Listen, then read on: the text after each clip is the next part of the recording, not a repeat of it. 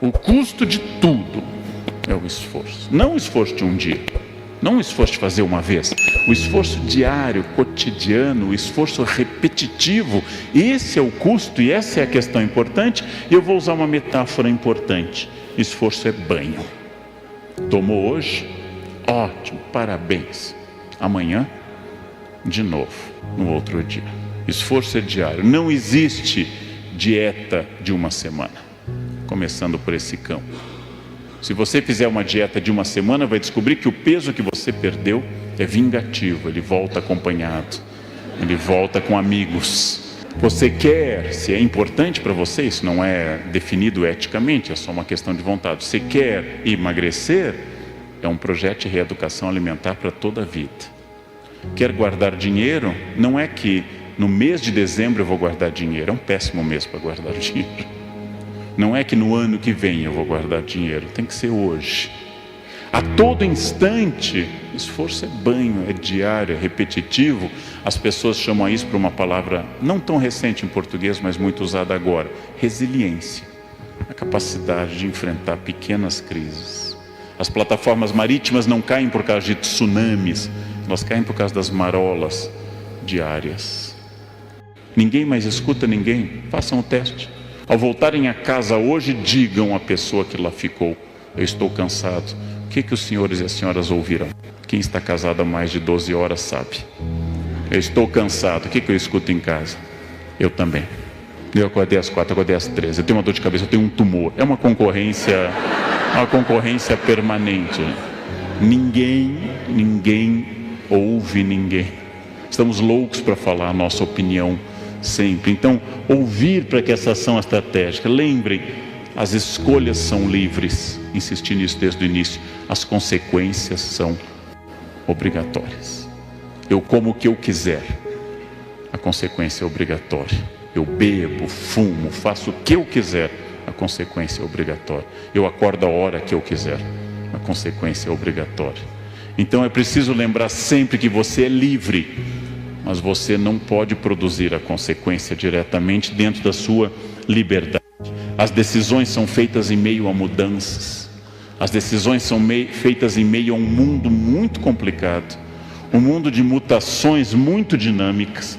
E eu sou um ser histórico, que tenho consciência que dentro dos meus limites não posso vencer a morte, não posso vencer a lei da gravidade. Não há nada que eu possa fazer quando o avião entra em zona de turbulência, quando o avião arremete em Congonhas. Não sei se vocês já passaram por essa experiência. Tenta aterrissar, não consegue e decola de novo. Hoje é o dia que define o momento exato do futuro. O futuro é hoje, porque amanhã será hoje. As decisões tomadas aqui nessa noite vão marcar as senhoras e os senhores para o resto da existência. São decisões diárias. Decisões tomadas sem clareza e que podem ter que ser refeitas, mas são decisões agora. Escolham o futuro. Ele nunca chega, mas ele é decorrência do presente. O que eu estou hoje é o meu futuro de ontem, e tudo que eu faço ou deixo de fazer afeta esse, entre aspas, futuro. Então essa é uma questão importante. Usando a imagem de uma escultora norte-americana, Bobby Carlyle, ela faz esse homem que se esculpe, um símbolo antropocêntrico da capacidade da minha vontade de melhorar a mim mesmo. Eu, Leandro, tenho partes prontas, tenho partes da minha personalidade que já estão solidificadas e são satisfatórias. Tenho partes terríveis que precisam de uma ação constante. Eu tenho, com frequência, a chamada-se, usando linguagem dos capitais, a ira. Eu sou iracundo, como diria Dante. Ou seja, eu vivo tendo ataques de raiva. É um defeito. Então, no trânsito, e para não ter os ataques, eu faço psicanálise, eu faço esporte, não ando armado. São 3 medidas. 3 medidas boas para eu permanecer tranquilo. Antes de começar a dirigir nas marginais, eu já digo: eu vou ficar tranquilo. Coloco música no carro. Isso dura quase 5 minutos de um controle absoluto. Eu tenho que melhorar isso.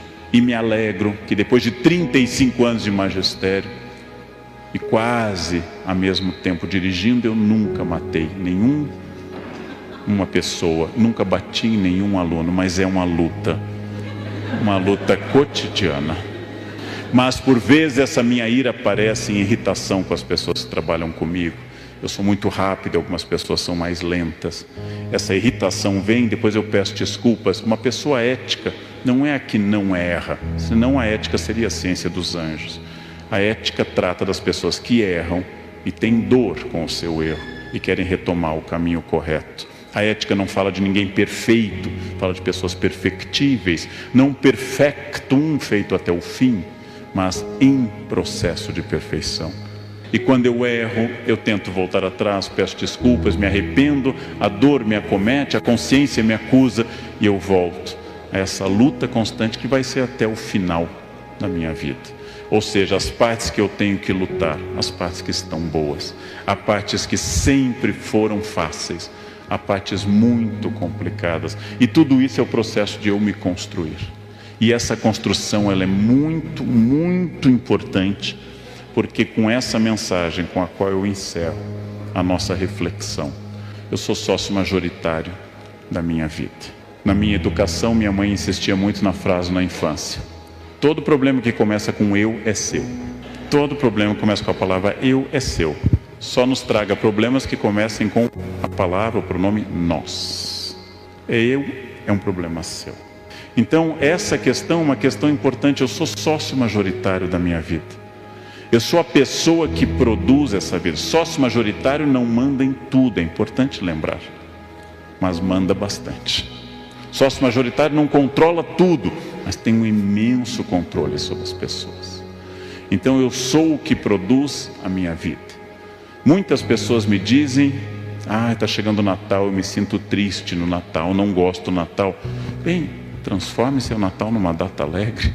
Faça, não fique reclamando. A pergunta que Freud fez antes de morrer em 39, por que as pessoas buscam a infelicidade e quando encontram, permanecem nela e se surpreendem? Façam o Natal alegre, mudem a estrutura da festa. Ou seja, façam as coisas acontecer. Sou sócio majoritário da minha existência. Eu tenho uma consciência enorme disso.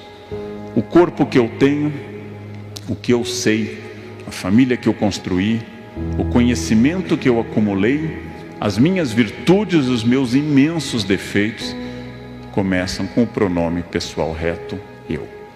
E é assim que dolorosamente eu sou fruto de uma vontade ou de uma falta de vontade, de uma ação ou de uma falta de ação. E eu poderia fazer mais ou menos, mas sempre de acordo com essa propriedade de ser sócio majoritário da minha existência. Isso é uma questão extraordinária para a gente passar adiante. Sejam autônomos, tornem-se adultos. Não confundam liberdade com voluntarismo, fazer o que quer. Liberdade é o fazer o que é preciso. Só o ser humano é livre, porque só o ser humano faz o que é preciso. Os animais não são livres. Se eu pisar na cauda do leão, ele jamais vai dizer: eu senti que não houve intenção. Então, apesar de estar doendo, eu entendo que não. Leão não distingue entre crime doloso e culposo. Nós podemos fazer essa distinção. Você me machucou, mas não estava com essa intenção, foi acidental. Eu tenho liberdade que não é a liberdade do meu desejo, não é uma liberdade hedonista da busca do prazer, não é a liberdade de fazer o que eu quero, mas o que eu preciso. Eu sou humano porque faço o que eu preciso. Ou seja, eu sou humano porque eu faço o que é necessário e não só aquilo que eu quero. E vou começando a sofrer dessa verdadeira, ou ter o privilégio dessa verdadeira liberdade estratégica. Eu sou sócio majoritário da minha vida. Sigam a norma socrática, conheçam a vocês mesmos. É uma transformação de vida. Conhecer a si muda tudo na sua existência. Façam frequentes exames de consciência do seu dia. Não precisa ter nenhum projeto religioso para isso. Pode ser psicanalítico ou religioso, como preferir.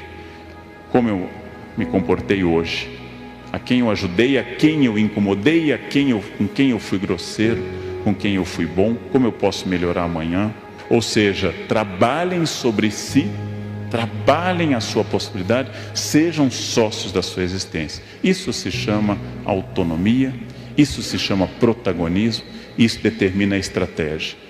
Pergunta básica: onde vocês querem estar o ano que vem e daqui a 20 anos, que é até onde eu posso, no meu caso, imaginar?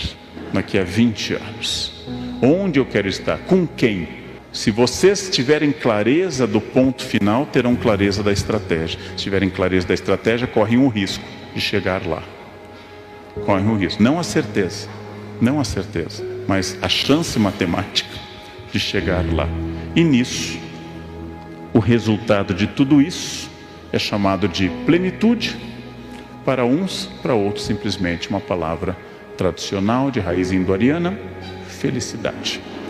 Felicidade é estar onde eu tenho que estar, fazer aquilo que eu preciso, colher os frutos disso, reconhecer-me como errado, levar adiante meus espinhos na carne, segundo Paulo, minha ferida narcísica, segundo Freud, e continuar trabalhando nisso. Vale muito a pena, porque isso torna a vida interessante e não uma folha levada ao vento, sem vontade, uma folha sem forma, uma vida guiada por um protagonista, compartilhando a vida com outros protagonistas.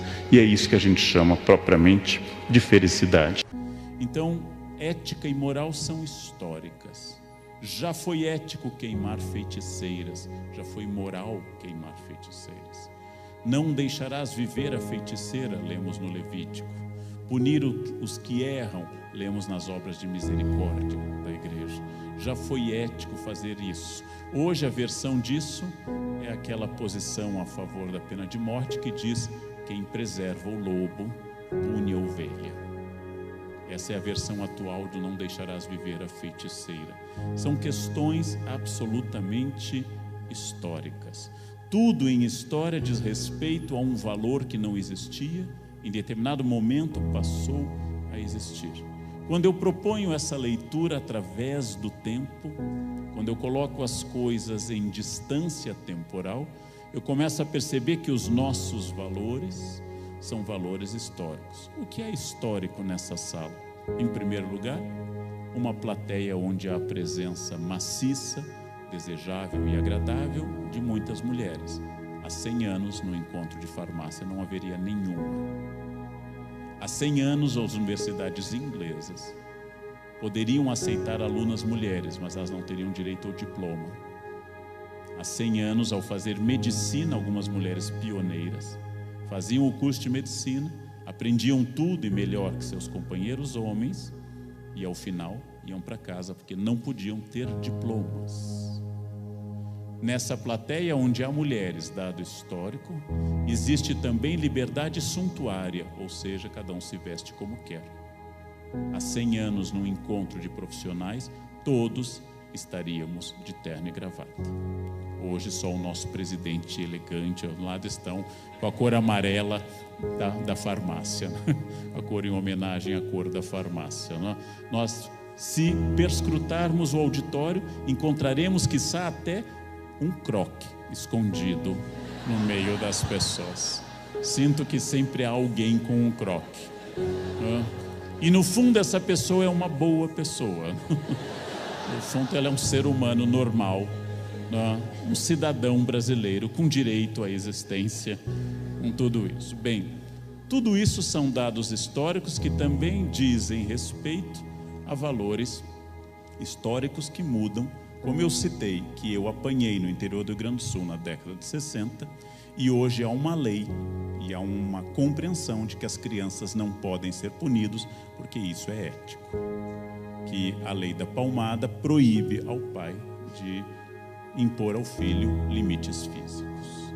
Sempre afirmei que a única coisa que eu lamento como professor é ter sido aluno no momento que só os professores tinham razão. E sou hoje professor no momento que só os alunos têm razão. E eu nunca peguei um momento bom nessa história. Eu não peguei nenhum momento bom. O que significa isso? Eu tenho que refletir que valores são acordos sociais e históricos.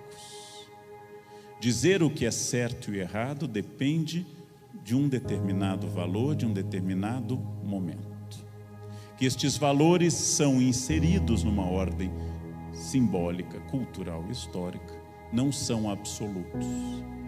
de que interpretar, por exemplo, que a lei do talião, surgida no Código de Gilgamesh, 1850, junto com Hammurabi e seu código, na Epopeia de Gilgamesh, no Código de Hammurabi, que passa a Bíblia, em 1850, antes da Era Comum, e passa a Bíblia, olho por olho, dente por dente, era um avanço moral, porque estabelecia proporcionalidade entre o delito e a pena. Antes a pena de morte para todos, agora se você roubar só perde a mão, não é mais pena de morte, era um avanço. Que esta lei, referendada na Bíblia a partir do Código Mesopotâmico, ela é questionada pela reforma de Beccaria, iluminista e jurista italiano do século XVIII, que acha que a pena deve ser pedagógica. As pessoas devem aprender ao serem punidas e não apenas serem punidas. O princípio de Beccaria vai ser cada vez mais aplicado nas sociedades democráticas, que a prisão é uma chance de reeducação do infrator. Essa é uma ideia estranha a toda a Idade Média. A Idade Média não fazia distinção de doloso ou culposo. Eu também reconheço que a vítima não faz. Se um carro me atropela, independente de ser com intenção ou não, o que vale aí é Newton e não o debate jurídico, massa maior contra massa menor. Dessa forma eu entendo que punição, valores são frutos de uma época, o que não os torna ruins, já que a crença em algo produz essa realidade. Felicidade hoje é distinto do que era felicidade há 200 anos. Casar e ser feliz é uma invenção a partir do romantismo e em debate até hoje, mas a invenção foi a partir do romantismo. A concepção atual sobre preguiça é a típica concepção capitalista. Na Idade Média não era preguiça, mas assédio ou assídia, e antes disso, melancolia, que era um pecado capital, ser melancólico. Ou seja, por quê? Deus lhe deu a vida, você tem que ser alegre. A melancolia é um enfrentamento de Deus. Assídia ou assédia é um pecado capital por falta, eu deixo de fazer coisas boas. Preguiça passa a ser um pecado capital, porque eu não produzo para a sociedade. E finalmente, o genro de Marx, Lafargue, e recentemente Domênico de Masi, falam do direito à preguiça e da criatividade inventiva do ócio. Ou seja, passam a falar que ter uns momentos de preguiça é produtivo. O valor está mudando. Eu não sei se vocês se dão conta, para introduzir o relativismo histórico, de que no passado alguém acreditou na Inglaterra do século XIII, de que deveria sair para combater nas cruzadas. E que isso era um valor, especialmente a Terceira Cruzada, liderada por um rei inglês também. E que isto movia toda a sociedade. Ir para as cruzadas era um valor e as pessoas acompanhavam os cavaleiros que iriam para o céu se morressem. As jovens da aldeia se despediam dos seus nobres, porque aquilo era um grande valor. Provavelmente nenhum inglês hoje iria para a cruzada. Nenhum inglês hoje diria, vamos até a Síria combater os infiéis.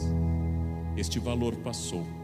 Só que os nossos valores atuais, humanismo, democracia, liberdade de expressão, feminismo, direitos humanos, são tão válidos e bons como um dia foram as cruzadas, ou a crença no além.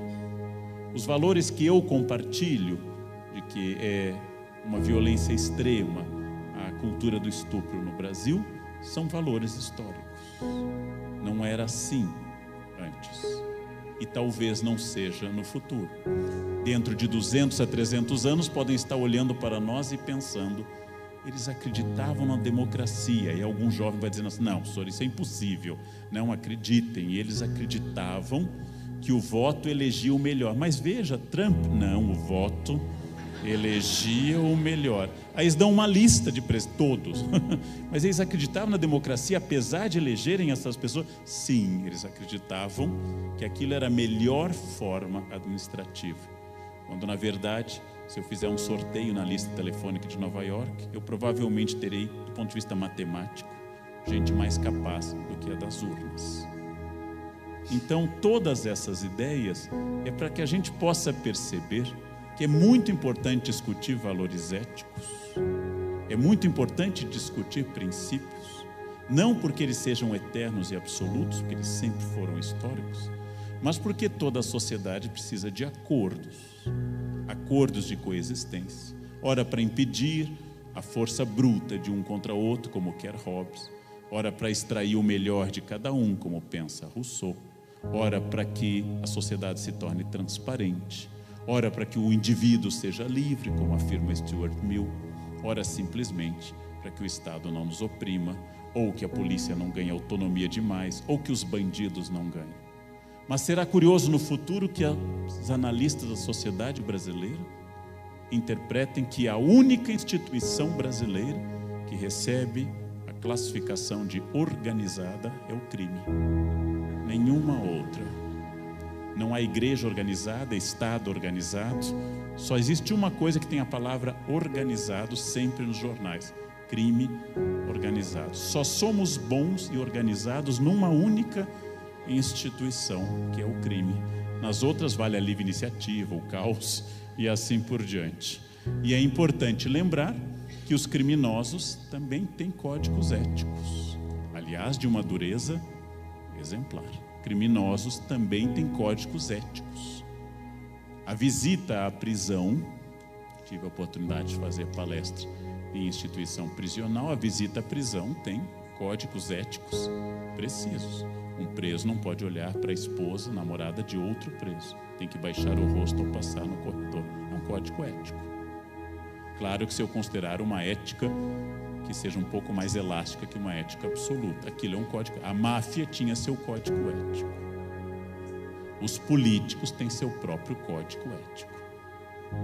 Quando eles reclamam, vou construir uma hipótese, recomenda meu advogado, que nesses casos eu sempre falo de uma hipótese e de um caso hipotético. Se reclama que um ministro grave seu superior, o presidente, mas não se reclama do conteúdo da gravação. Ou seja, se reclama da prova e não da infração. Quando, nesse país hipotético que eu estou citando, Cazaquistão, por exemplo, um determinado ministro pede a um outro ministro que favoreça um investimento imobiliário privado. Cazaquistão é um horror, O país recém saiu do domínio soviético, é um horror aqui. E este ministro vai reclamar ao presidente do Cazaquistão que o outro ministro não está atendendo.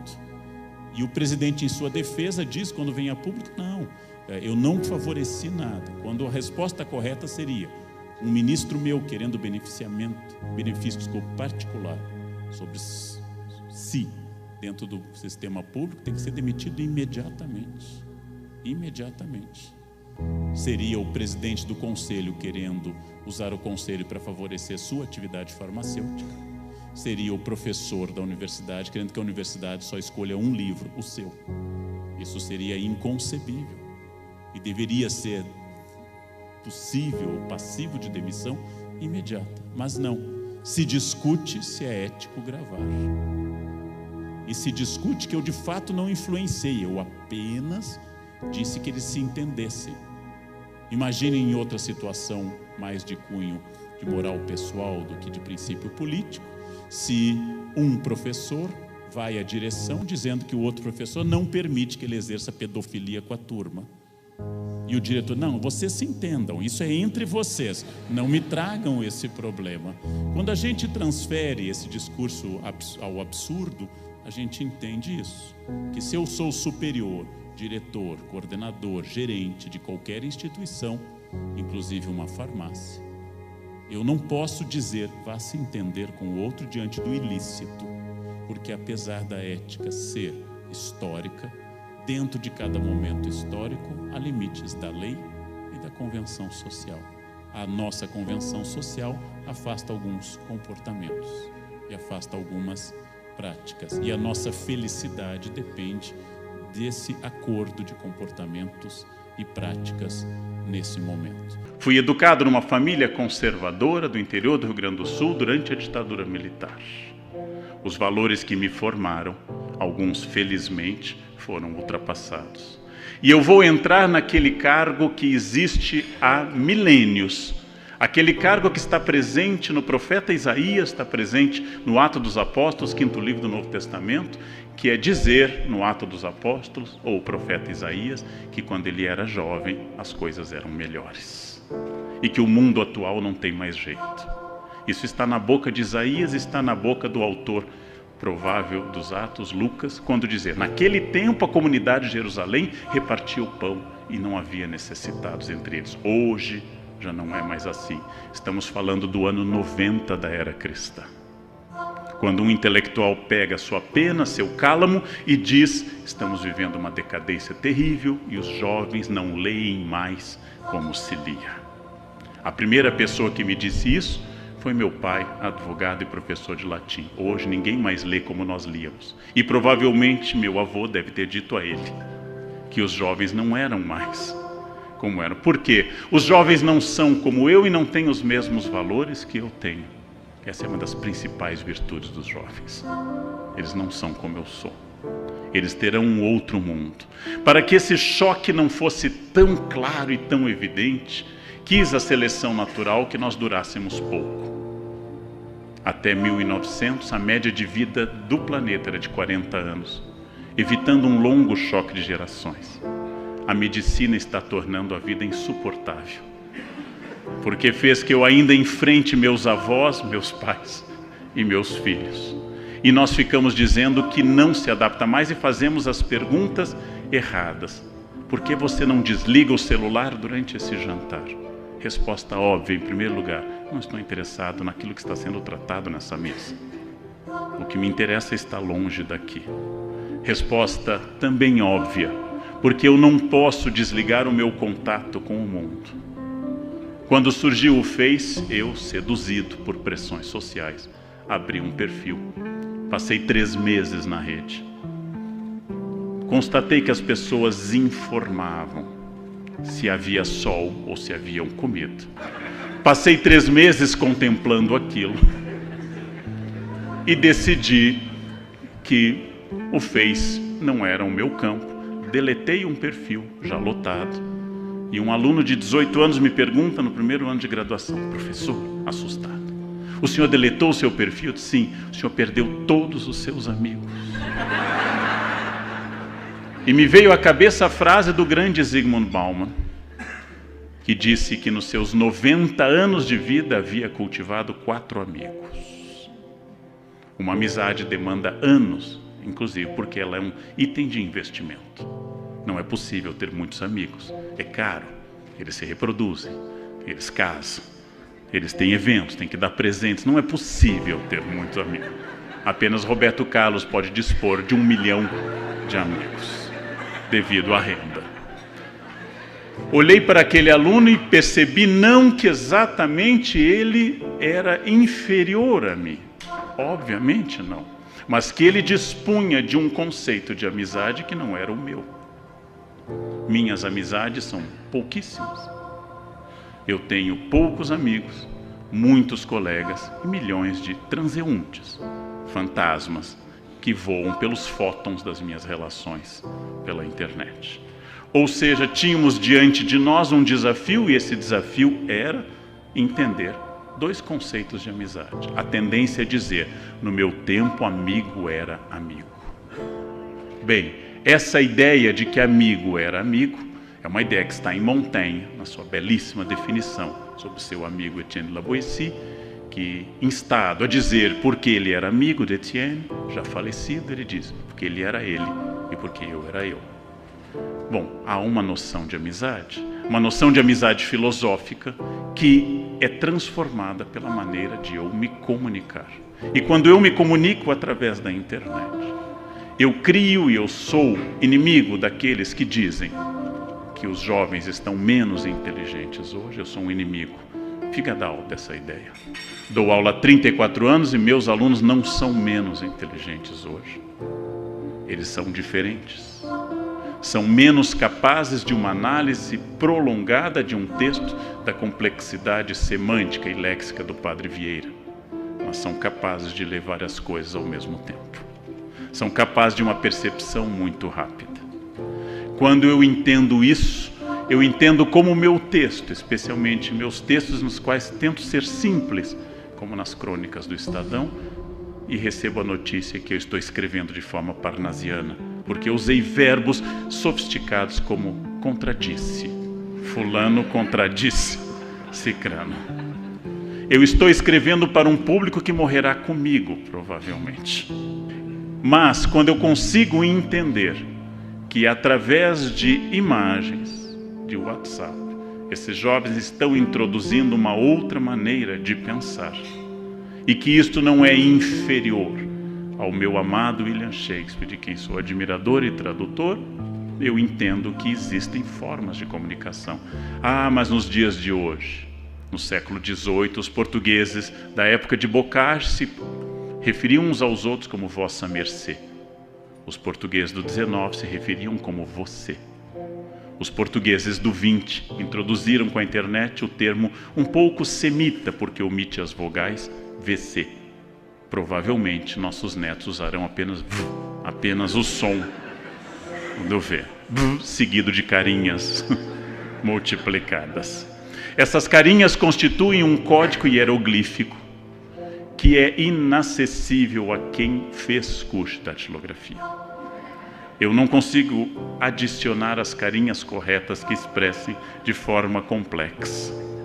Funciona como uma espécie de língua do P, que precisa de uma prática muito grande. Então a pergunta que eu faço é que as pessoas não estão mais próximas ou mais distantes. O mundo não era melhor sem a internet, e nem é pior com a internet. As pessoas estão diferentes. Ao fazer essa reposição da pergunta, eu começo a pensar de uma forma original. Há uma confusão entre nós que pensamos um mundo que deve ter todas as virtudes do mundo antigo. Por exemplo, aquelas que o chefe do Departamento de Imprensa e Propaganda da ditadura do Estado Novo, Lourival Fontes, colocava nas carteiras de trabalho, e que exaltava o trabalhador a ser alguém que ficasse sempre na mesma empresa. Uma determinada empresa aqui de São Paulo, de grande expressão nacional, me chamou e falou de um problema que eles têm, um problema que não vem ao caso identificar a empresa, mas eles selecionavam seus diretores a partir de uma forma endógena, ou seja, quem entrou ali como office boy terminaria na presidência.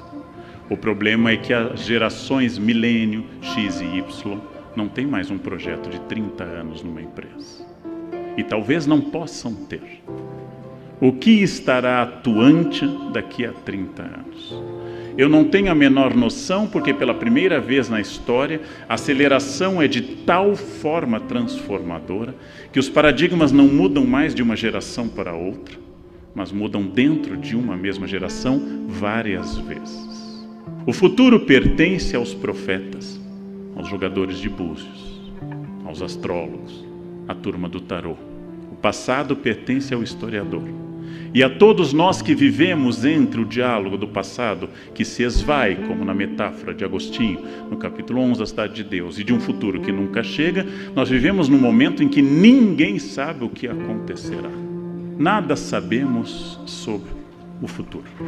Não temos a menor condição, não temos a menor possibilidade de estabelecer este futuro.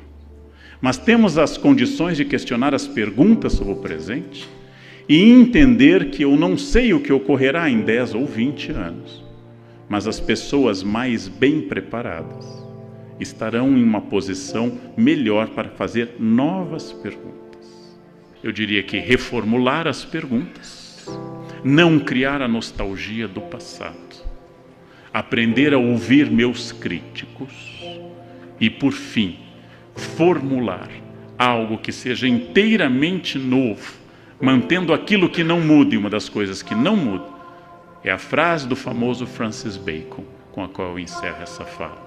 O que nunca muda e nunca mudou é dito por um filósofo inglês, por sinal, afastado do cargo de juiz por corrupção. Francis Bacon, o famoso Chico Toicinho. Francis Bacon disse, no início do século XVII, conhecimento é poder. Isto nunca mudou na história. Conhecimento é poder. Quem lida com o conhecimento, informação, cultura, poder material, sabe que saber é poder. Então não se trata de qual resposta eu vou encontrar, mas de qual pergunta eu vou formular. De qual nova pergunta eu vou fazer para encontrar uma nova resposta.